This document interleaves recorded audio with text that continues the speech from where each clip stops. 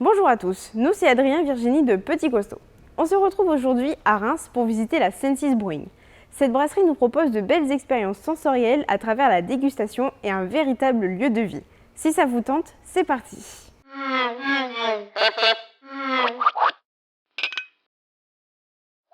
Alors bonjour Yves. Salut. Merci de nous recevoir à Reims dans ta brasserie Sensis Brewing, c'est ça? Ouais, bienvenue. Alors on va discuter ensemble de l'ensemble du projet parce que c'est vraiment un projet assez vaste pour le coup. Ouais. Ça va au-delà du brassage de bière, ça Ouais. va, voilà. Mais avant tout, on n'a qu'à commencer tout simplement par se présenter. Alors, Je m'appelle Yves. Ouais. Je suis rémois. Je suis parti après le lycée. J'ai un peu vagabondé pendant 10-15 ans. J'ai un gros parcours avant. Et puis, je voulais revenir sur Reims. Ouais. Et on a vu un bâtiment assez proche du centre-ville rémois. Et on s'est dit que ça serait ouf de monter un projet complet. Ok. Voilà. Parce que déjà il y a la taille en plus, il y a l'espace de faire quelque chose de vraiment complet. C'est ça, on a 1500 mètres carrés. Ouais. On a rénové un bâtiment industriel. Ouais. Et du coup, on a mis la microbrasserie, un bar qui fait 16 mètres de long, Ouais. un restaurant et une salle de concert. Ok, yes. Donc là, la brasserie, tu l'as montée en 2017. Ouais, le projet Sensis Brewing, c'est fin 2017. Et puis, on a eu les clés de ce bâtiment en juillet 2018. Il y a eu 9 mois plus ou moins de rénovation, parce qu'il a fallu refaire la dalle de la zone de production. Ouais. Il a fallu refaire toute l'électricité, le gaz, l'eau. Il a fallu mettre tout en place au niveau des sécurités incendie, parce qu'on a globalement récupéré un bâtiment industriel et il fallait en refaire un ERP, donc un établissement recevant du public. Ok. Et il y a beaucoup de normes. Ok. Voilà. Donc il y a eu du travail de ce côté-là. Ouais. Tu dis on, c'est que ce projet, tu l'as monté également avec ton père en association avec ton père. C'est un projet familial. Cool. Mon père est œnologue ici en Champagne. Ouais. Et puis, il gère une entreprise. Du coup, lui, il avait vraiment tout ce côté financier, tout ce qui est la gestion d'une entreprise, que moi, j'avais pas forcément. Ok. Et donc voilà, l'idée, c'était vraiment qu'on monte quelque chose ensemble. En tout cas, en intégrant aussi mon frère, ma sœur et tout ça. Ouais. Et donc, c'est vraiment un projet et à la fois brassicole et à la fois un peu œnologique. Et donc, on mixe un peu et on fait des ponts. Et voilà, parce qu'on est en plein milieu de la Champagne. Et voilà. Et ce serait dommage de passer à côté de ça. C'est ça. Alors justement, parlant d'œnologie, Ouais. là, l'idée, c'est aussi d'avoir axé le projet quand même autour de la dégustation, quelque part, Ouais. et une expérience sensorielle, tu vas nous en parler, Ouais. notamment de manière peut-être un peu plus marquée au niveau de la musique, Ouais. du coup, au niveau... Là, il y a deux choses. C'est que moi, je pense que aujourd'hui, il faut être assez pédagogue et essayer d'initier les gens à la dégustation, surtout pour des bières modernes, des gauzes au concombre ou à la framboise ou des stouts ou des imperial stout crème vanille. C'est peut-être un peu trop puissant pour le néophyte. Ouais. Et donc, c'était important pour moi d'expliquer à des personnes lambda qui viennent potentiellement pour des concerts ou des expos ou manger un burger ici, Ouais. de leur expliquer que ils arrivent dans un endroit ultra créatif et de leur expliquer que c'est pas farfelu, qu'il y a des styles qui peuvent être pimpés et donc d'avoir une créativité à outrance. Ok. Ça, c'est vraiment la première chose, c'était vraiment de la pédagogie et donc effectivement axé sur la dégustation. Et puis, Sensis Brewing, oui, ça veut dire brasseur d'essence ou brassage d'essence. Et l'idée, c'est ça, c'est de se dire qu'on ne s'arrête pas juste à la robe, au goût et aux arômes, mais d'avoir aussi l'essence extérieure comme l'ambiance sonore et notamment sur la musique. Et donc, j'ai travaillé spécifiquement là-dessus, sur les accords bière et musique. Ok. Alors, toi, tu l'as un peu évoqué tout à l'heure, tu as déjà une bonne expérience du côté de la bière. Tu as travaillé notamment à la brasserie d'Achou, notamment chez Bruxelles Beer Project, BBP. Donc, tu as déjà un beau bagage d'expérience brassicole. Et tu as même eu l'occasion, je fais le lien avec la musique, de travailler avec des groupes de musique. Ouais, avec Editors notamment. Et ça, c'était un projet avec le BBP. Vitalik aussi, qui est un producteur électro. Et c'était aussi avec le Beer Project. Et donc, c'est évident que ça te permet de concrétiser un projet qui était théorique, parce que j'avais initié un projet très instinctif sur les accords bière et musique. Ouais. Et donc, le fait d'avoir une force avec par exemple le BBP, ça nous a permis du coup de travailler sur des études universitaires et donc du coup d'avoir une validation avec une étude qui a été publiée dans un bouquin scientifique. Donc c'est valorisant, mais c'est aussi ça ouvre des possibles en termes de créativité et surtout d'initiation à la dégustation, quoi. C'est pas qu'un simple projet farfelu. Ouais, c'est pas un concept flou, c'est vraiment quelque chose de concret. C'est ça. En parlant de concret, là, ce lieu, ça s'appelle le Shed, c'est ça? C'est à la fois un bar, un restaurant, une salle de concert, une salle d'exposition, c'est plein de choses. Est-ce que tu peux nous en parler? C'était le lieu de vie que j'avais imaginé pour mon projet de brasserie. C'est évident qu'aujourd'hui, dans le marché moderne, il faut que, je pense qu'il est intéressant d'avoir un lieu de vie sur place, ou en tout cas un taproom comme les Anglais ou les Américains ou les Canadiens, vraiment tout le côté anglo-saxon. Et le projet, il aurait pu être 10 fois plus petit, c'est juste qu'on est vraiment tombé amoureux de ce bâtiment. Et donc voilà, effectivement, j'ai pu mettre, en m'associant avec une structure culturelle rémoise qui s'appelle Jazzes, autour du jazz et des musiques connexes, on a pu créer un lieu de concert. Et puis le lieu est assez grand pour avoir quasiment 20 mètres, 30 mètres de simèse pour pouvoir accrocher des expos tous les 2 mois. Et puis voilà, c'est plutôt chouette. C'est super chouette même.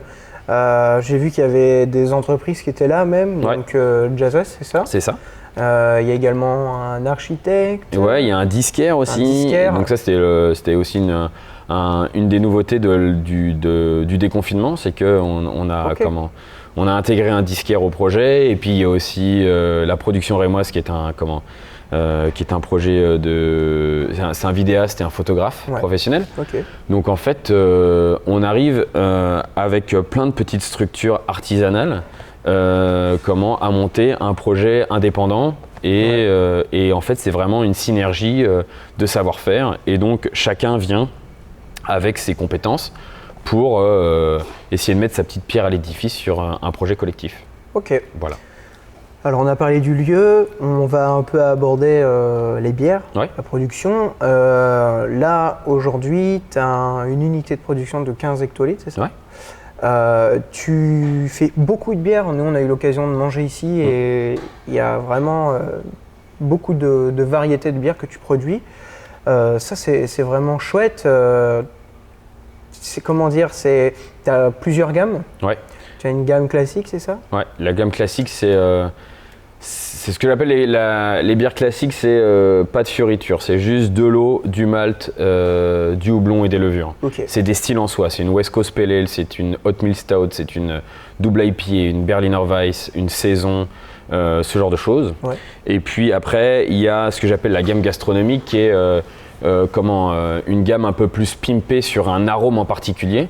Par exemple, une gauze au concombre, une pils au cassis,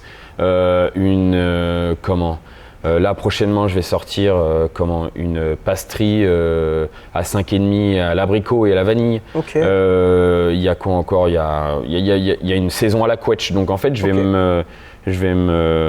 vais utiliser un style que je vais pimper avec un arôme en particulier en travaillant sur des fruits ou autre chose, mais en tout cas c'est naturel et voilà. Ça me permet en fait d'arriver à des à des rendus de bière originaux, précis original et précis qui me peuvent en fait être accordés à des plats en fait.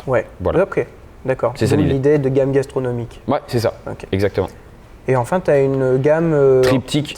Ouais, là c'est plus pour le côté ultra éphémère. C'est un brassin de 15 hectos qui est divisé en 3 petites cuves de 5 hectos, donc de 500 litres. Et du coup, je vais tourner autour d'un ingrédient. Donc j'ai une blonde à l'avoine avec du miel, avec 3 miels différents que je vais mettre en fermentation et en refermentation. Donc miel d'été, miel de printemps, miel de forêt. Je vais avoir une bière de blé et d'épeautre avec la cépage, avec 3 cépages différents. Okay. Avec l'année dernière, c'était Gewürztraminer, Muscat et puis Pinot Noir. Okay. Là, cette année, ça sera Chardonnay rosé et Pinot Noir. Il y a un projet aussi de Greut sur donc une bière sans houblon sur une base de triple avec 3 infusions de plantes. Okay. Et donc toujours en fait voilà, de faire des triptyques et ça me permet en fait de bouger sur la créativité quoi. Ouais, ok. Voilà. Puis même sur une même base de bière, on peut voir les différences que ça. Chaque élément apporte. Exactement. Notamment donc, du coup sur les miels, voir vraiment les différences. Oui, c'est ça, c'est complètement ça. Et en plus, tu fais donc bien sûr en fût pour le bar. Ouais. Et tu fais également des bouteilles qui sont vraiment bien designées. Merci. Comment tu bosses pour faire tes étiquettes? Sur chaque gamme, on a travaillé avec 3 illustrateurs. Ouais. Keukli, qui est un street artiste parisien qui a bossé vraiment sur la gamme classique. Il y a Paul Rosset qui était plus sur un projet à la plume sur la gamme gastronomique. L'idée c'était d'avoir quelque chose d'assez sobre et d'élégant, en tout cas moins cartoon ou moins dessin pour des bouteilles qui pouvaient se retrouver sur les tables. Exactement. Et puis après on a vraiment pour le coup le côté un peu pas caricature, mais vraiment on a repris en fait l'idée des singes qui ne voient pas, qui n'entendent pas ou qui ne goûtent pas pour le triptyque. L'idée c'était d'aller travailler sur les sens et donc on a un ours pour la miel, on a un satyre pour la cépage, on a une mandragore pour la Greut et au fur et à mesure comme ça on a plusieurs personnages qui ne voient pas, qui n'entendent pas ou qui ne goûtent pas, pas pour l'histoire philosophique mais plus pour le côté du coup des côtés des sens quoi. Voilà. Alors écoute, merci beaucoup déjà. En parlant de tes bières, est-ce que ça te tente qu'on passe sur la déguste? Oui. Allez, go. Alors on passe maintenant à la déguste. Qu'est-ce que tu as décidé de nous faire goûter? La Supra Elsa. La Supra Elsa, c'est une bière de blé, c'est une double blanche hybride. Parce qu'en fait c'est simple, on m'a demandé dès que j'ai ouvert le lieu, à la base je voulais pas faire de bière typée comme ça facile, trop facile. Mais on m'a demandé beaucoup de fois de la blanche et je me suis dit vas-y on va faire une blanche mais atypique. Et donc j'ai fait un hybride de blanche allemande, blanche belge et une blanche américaine. Donc en fait c'est une double blanche à 7,5 avec 60% de blé maltais. Et on a fermenté ça avec la levure Munich, donc une levure munichoise qui va donner un côté banane clou de girofle. On a fait une infusion d'écorce d'orange et j'ai fait un léger dry hopping, un léger houblonnage accru avec de l'Idaho 7, donc qui va donner un côté un peu thé mangue. Et donc en fait c'est très délicat et puis je trouvais ça drôle d'avoir une double blanche. Et voilà, sur le côté aromatique, un peu délicat et très précis, donc voilà. Ok, allez, on déguste. Santé. Une belle mousse. Hyper crémeuse, on dirait des blancs en neige. C'est vrai, t'as raison. Fraîchement battus, je trouve.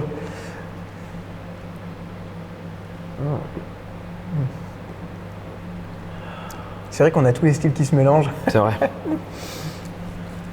On a une belle couleur, une belle robe. C'est vrai qu'on a des odeurs un peu comme le clou de girofle, la banane. Et à côté, on a l'aromatique du houblon. C'est vachement intéressant. Alors, pourquoi l'avoir appelé Supra Elsa? Parce que je trouvais ça drôle aussi d'appeler une bière avec une princesse de Disney en fait. Et donc Elsa c'est la Reine des Neiges. Et je trouvais que c'était drôle justement d'avoir ce côté avec une blanche et le côté d'une bière de blé double hybride avec des pouvoirs un peu surnaturels. Et je trouvais ça chouette. Donc on l'a appelé Supra Elsa. Et donc ça se retrouve aussi un peu dans l'étiquette. On a fait une étiquette avec Keukli d'un château bavarois tout en glace. Donc Ouais. on voit des cristaux de glace. On voit aussi un peu comme une nature morte. On voit un quart d'orange, une banane, un clou de girofle qui ressemble un peu à une tour du château. Ouais. Et tout ça gelé. Et puis on a même aussi ces aurores boréales. Les aurores boréales, ça fait- voilà. donc il y a plusieurs lectures dans l'étiquette, Ouais. comme il y a plusieurs lectures dans la dégustation de cette bière-là. Donc ouais, je trouve ça cool. C'est un pied de nez à tous ceux qui veulent faire ce fameux, tu vois, triptyque Ouais. Blonde, blanche, ambrée, brune, bière de Noël. IPA. C'est ça. Et l'idée, c'était un chouïa plus créatif Ouais. et de s'amuser, de proposer quelque chose. Qui plaît aussi. C'est ça, qui est demandé, c'est ça. quoi, Exactement quand même. ça. C'était de répondre à une demande, Voilà. mais de s'amuser. Et du coup, de montrer aussi que c'était possible de répondre à une demande, Ouais.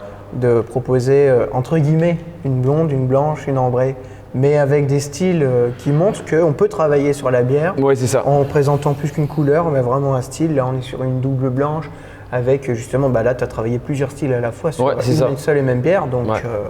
donc c'est vraiment réussi parce que Cool. c'est une très très bonne buvabilité. Ah oui, moi j'ai Ouais. c'est ça. C'est ouais, il y a aussi c'est important la buvabilité, est-ce que ça soit peintable ou que ça soit qu'on ait l'envie d'en reprendre une après quoi. Ouais, Et notamment sur une bière de blé, on a envie de ça par exemple Ouais. l'été quoi. ouais, c'est Donc c'est cool que tu dis ça, c'est chouette, c'est une volonté d'avoir une grande buvabilité dans la majorité des bières que je brasse quoi. ok. Voilà. Merci beaucoup. Merci. On se retrouve bientôt sur Reims, j'espère. Bah quand tu veux. Si vous êtes de passage du côté de Reims, surtout n'hésitez pas à venir ici au Shed, Ouais. déguster des très bons burgers. Merci. Voilà, parce qu'on les a testés avec des bonnes frites Et et des j'espère très bonnes bières. j'espère aussi. Super, merci C'est cool. beaucoup. Bah, santé, Allez, merci. santé. Bye.